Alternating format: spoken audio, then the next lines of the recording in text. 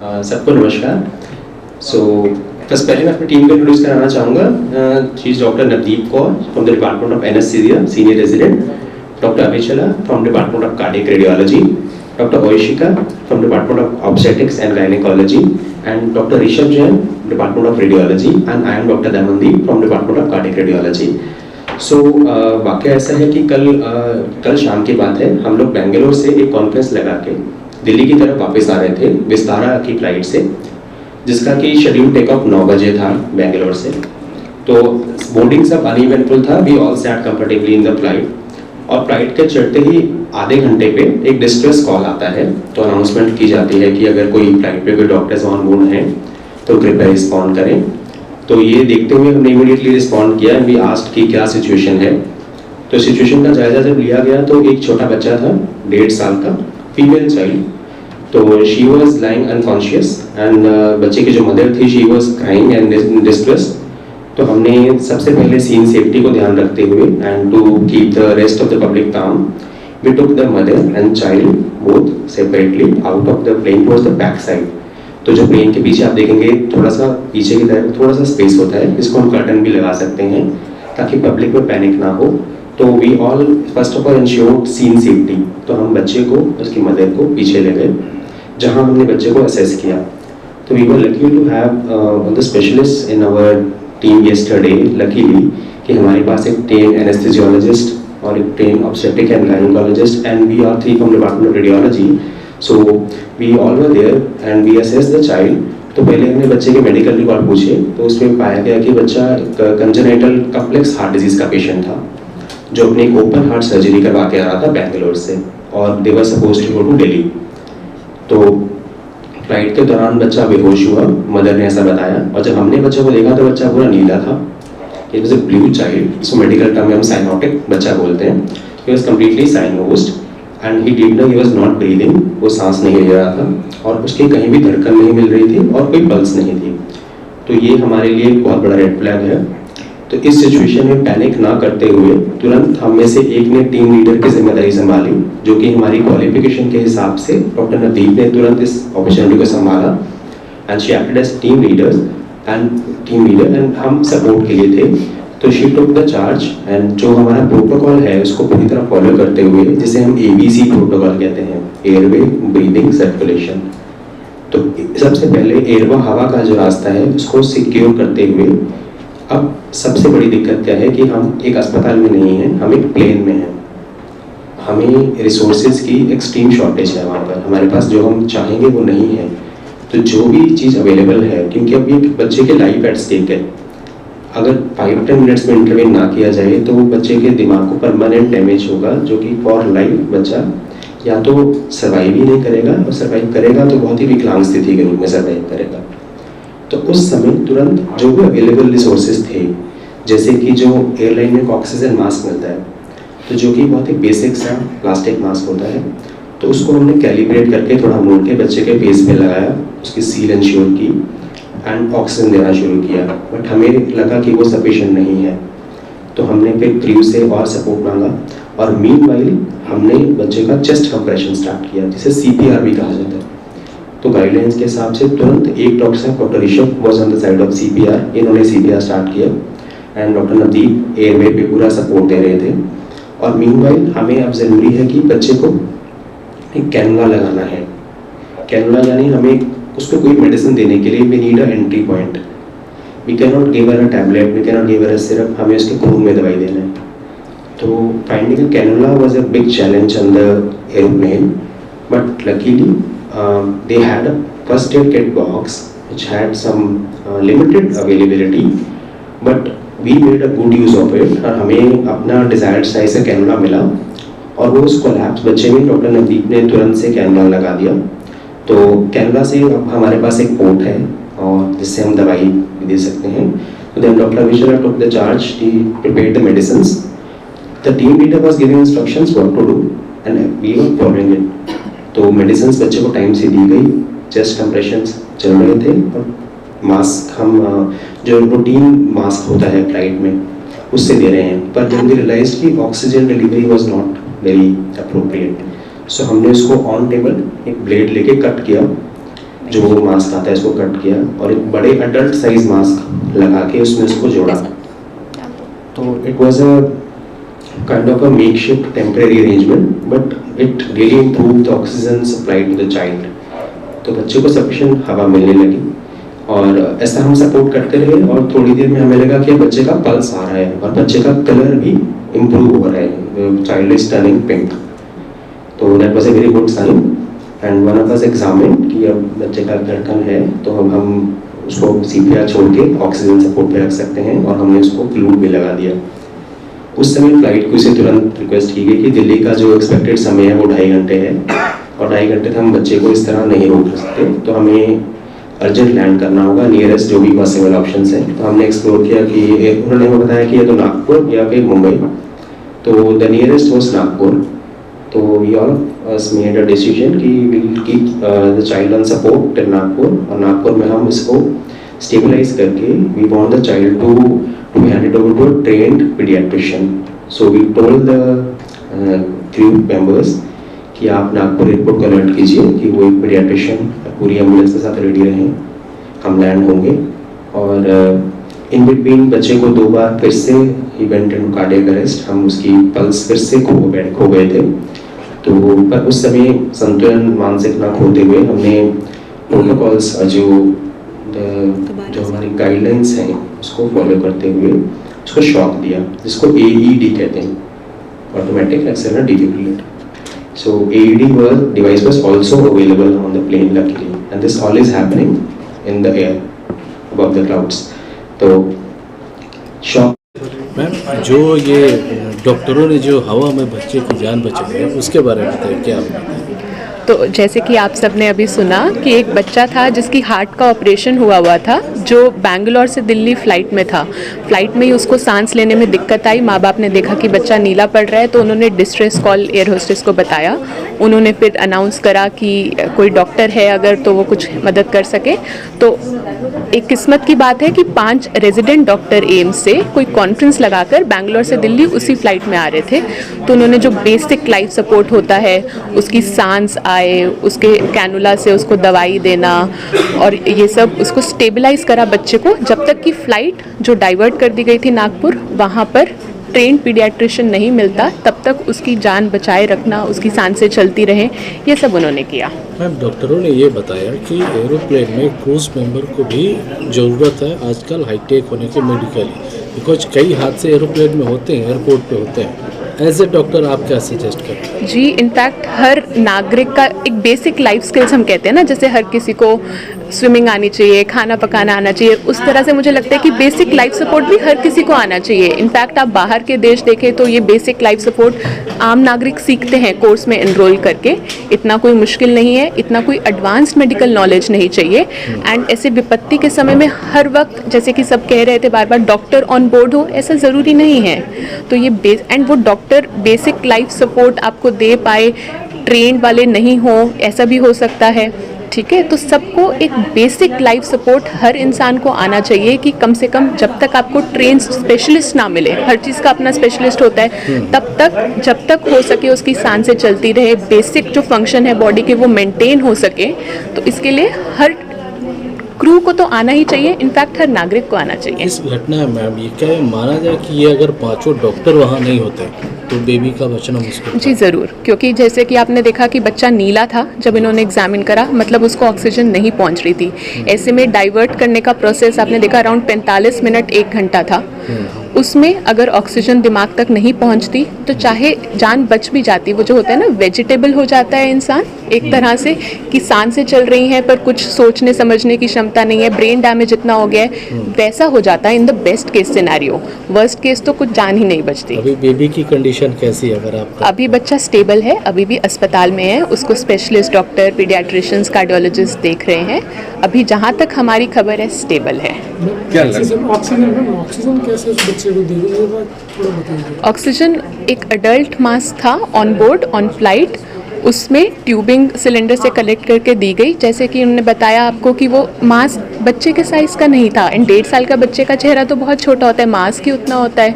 तो वो काट के ट्यूबिंग चाकू से उन्होंने मेकशिफ्ट बनाया, मोड़ कर काट कर, कि वो थोड़ा सा सील भी हो कि हवा लीक भी ना हो, और ऑक्सीजन भी पहुँचे और बच्चे के साइज़ का भी हो जाए। और जो मेडिसिन दी गई वो वहाँ अवेलेबल थी? मेडिसिन अवेलेबल थी, इमरजेंसी किट होती है हर फ्लाइट में, एंड वो 2 एडल्ट्स के लिए थी, बच्चों के लिए नहीं थी, पर जो डॉक्टर थे वो उस हिसाब से कैलकुलेट करके ड्रग उस हिसाब से डाइल्यूट करके उन्होंने बच्चे के लिए भी दी। एज ए डॉक्टर ऐसे निगेटिव सिचुएशन में जिस तरह से वहाँ आपके पास रिसोर्सेज नहीं थे, जिस कंडीशन में भी थी, कितना टफ और क्रिटिकल मानते हैं?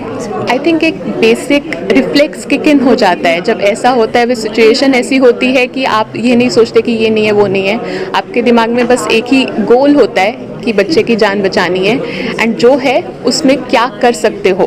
तो वो एक इनहेरेंट इसी में ट्रेनिंग की क्वालिटी पता चलती है कि आपकी कैसी ट्रेनिंग है कि विपत्ति हो या एडवर्स सिचुएशन हो, सो एज टू से, उसमें भी आप मैनेज कर पा रहे हो इन available resources.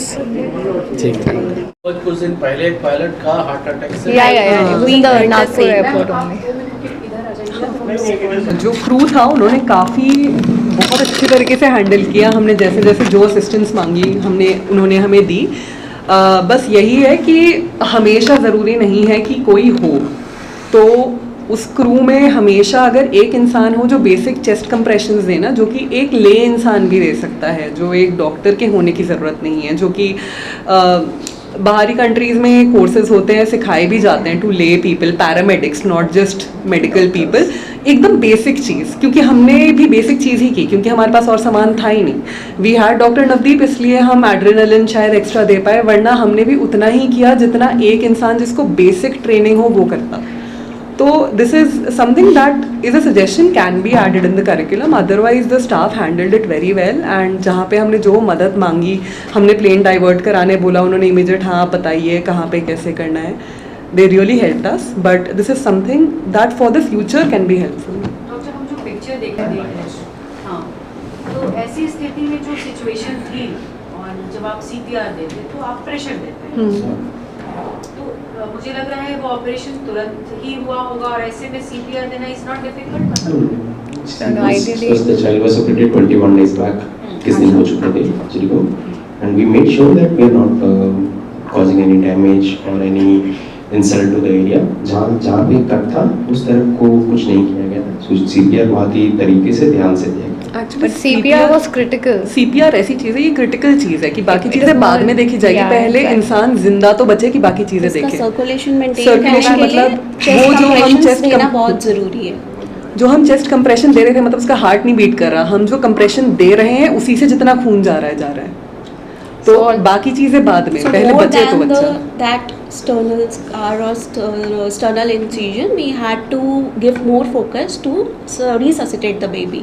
Yeah, the wound gaped while we were giving the compressions, but then that is not a big issue. ना वो खुद ब्रीद कर रहा है, उसके लिए एक एयरवे एस्टैब्लिश करना। ऐसा उसको हुआ क्यों अभी सर्जरी ये कुछ ऐसा समझ में आया कि ऐसा क्यों? कि एयर में कुछ ऐसा बच्चा नॉर्मल कभी नहीं था, बच्चा एक कम्प्लेक्स कंजेनिटल हार्ट डिसीज का बच्चा था, जिसको TAPEC कहते हैं, जिसमें जो हमारी खून की मेजर नसें हैं उनका कनेक्शन अब नॉर्मल होता है।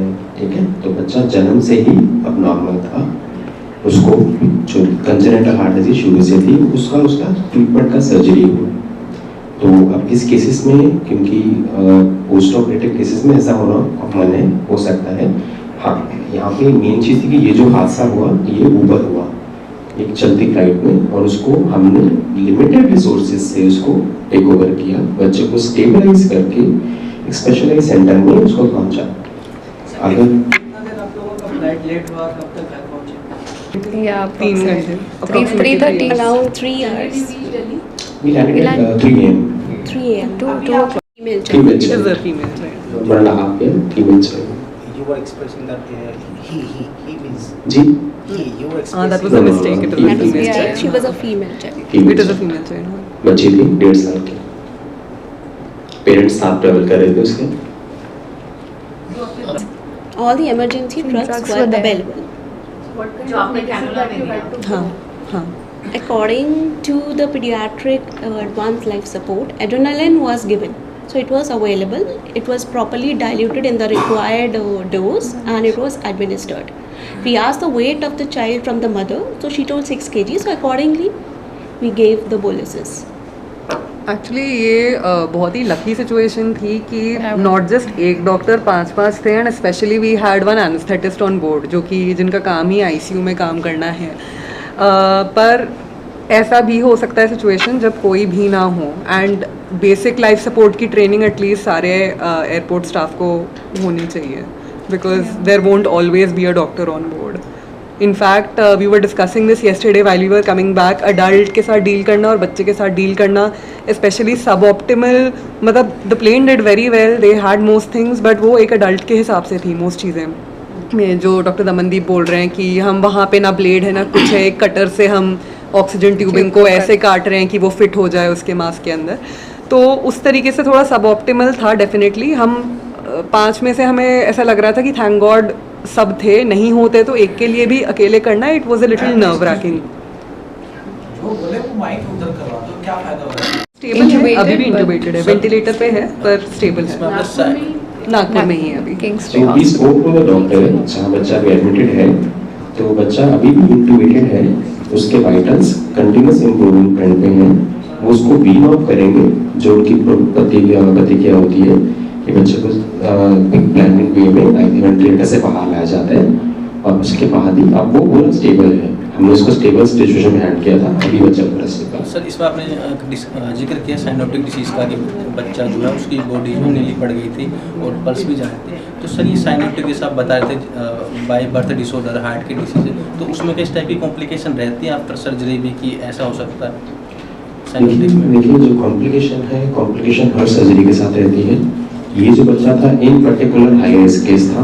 हाई रिस्क क्यों? क्योंकि इसका ऑपरेशन से पहले भी बहुत सारी दिक्कत थी। ऑपरेशन जो किया गया था कि जो मैक्सिमम इसका जो भी अबनॉर्मलिटी है उसको सही किया जाए, पर उसके बाद भी एक हाई रिस्क केस था। तो ऐसा हाई रिस्क बच्चा के कॉम्प्लिकेशंस के चांसेस भी सामने हैं। Bangladesh. She is from Bangladesh. They were traveling just for the Bangalore. वो हमें इतना श्योरिटी नहीं है, वो सुनी सुनाई बात है। So we don't see na when we are treating, it's our oath. Yeah, we got to know about it. We just treat the patient. So have either of you ever had a similar situation, an emergency situation before this? It was the first time It was the for first each for one each of one us. of us. First one for the It was like a good. So there was like Yeah. It was like one from the movie. we collectively used our presence of mind also. Like we needed some oxygen pipeline to connect from the oxygen cylinder to was the like- mask and the ambue. So how we made that presence of mind? We used that pipeline of that Cylinder. emergency oxygen mask that is available in the aeroplane. So what we did, we arranged a knife and then we had cut that oxygen pipeline and we readjusted the opening according to the opening of the ambue. So one person was dedicated to maintain that seal of the ambue with the oxygen pipeline so that the oxygen is going to the patient. बाकी भी किसे सुनते हैं airport में plane में कि patient नहीं था कि हम जैसे बार बार पढ़ते हैं न्यूज़ में पढ़ते हैं कि एयरप्लेन पे एक हादसा हुआ और पेशेंट को लैप्स हो गया और किसी डॉक्टर ने मदद की। एक ये 2 साल का बच्चा था एंड दूसरी बात थी कि इसका इनहेरेंटली अंदर से रिस्क था कि हार्ट डिजीज है, जैसे डॉक्टर दमनदीप ने बताया। तो इसके एक अलग चैलेंजेस होते हैं ऐसे बच्चों को रिससिटेट करना, इनको दोबारा लाइफ में लाना एंड वो लिमिटेड रिसोर्स सेटिंग में आई थिंक हम सब लोग की training I would like to also congratulate the whole training that has been provided to us कि दैट मेड अस पॉसिबल कि हम उस एरिया में Difficult situation में We Under kept our crisis. calm and then used the presence of mind. उस plane में यानी कि आकाश में तो हवाई जहाज में आप लोग देवदूत की तरह थे। बेसिकली उस बच्चे को बेसिक लाइफ सपोर्ट चाहिए था।